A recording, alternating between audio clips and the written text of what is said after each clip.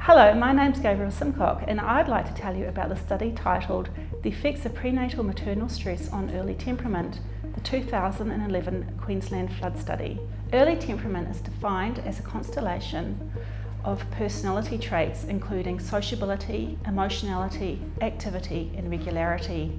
These early emerging traits are thought to be stable across different situations and over time. Importantly, difficult temperament traits are related to early childhood behavioural problems and later poor mental health outcomes. Therefore, it is important that we identify risk factors for developing a negative temperament so that we can optimise young children's development. There are a number of risk factors that have been identified to be related to difficult temperaments. One such factor that is central to the present study is stress in pregnancy. The innovative approach taken in the present study was to utilise a natural disaster to assess the effects of various aspects of prenatal maternal stress on early behaviour. In January 2011, a sudden onset flood affected the Australian state of Queensland, and this presented a unique opportunity to study the effects of flood-related stress of pregnancy on early temperament. We further examined whether the timing of the stress in pregnancy influenced early temperament and whether these results differed if the baby was a girl or a boy. When the flood occurred, the Canadian researcher Professor Suzanne King contacted Professor Sue Kildea at the Mother Mothers Hospital in Queensland to recruit pregnant women. When women were recruited into the Queensland flood study, they completed an especially designed questionnaire about the extent to which they were affected by the flood. For example, loss of personal property, loss of income, and whether they had to leave their house.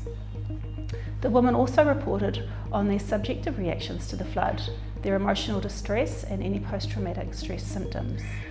Finally, we also evaluated the woman's overall impression of the flood on a scale of negative, neutral or positive in terms of impacting them and their families. When the woman's babies were 6 months old, they completed a temperament questionnaire that assessed 5 dimensions of their baby's everyday behaviour. This included shyness in new situations, level of physical activity, fussiness and irritability, establishment of regular routines, and whether the baby was easygoing. To summarise the key findings, we found that various aspects of prenatal maternal stress did influence the baby's temperament at 6 months of age. We found that high levels of emotional stress and a negative cognitive appraisal of the flood was related to easier aspects of infant temperament. In contrast, however, we found that high levels of flood exposure was more likely to lead to temperament ratings of fussiness and irritability in boys, but not in girls.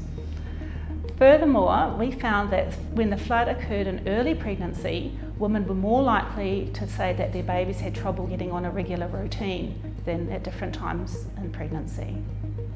Finally, the women who had very high responses of emotional distress to the floods but weren't actually that severely affected by the waters themselves found that their babies were more likely to have very high levels of physical activity compared to other babies.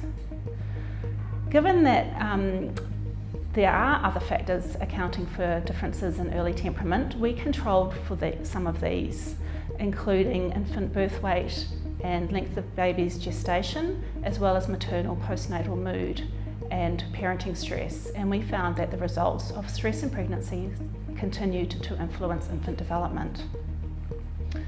Given that many of these aspects of infant development are related to later behavioural problems and poor mental health, it is our hope that the results of this study will lead to interventions for disaster-affected pregnant women that will reduce their levels of distress and hardship and thereby optimise their children's behavioural development.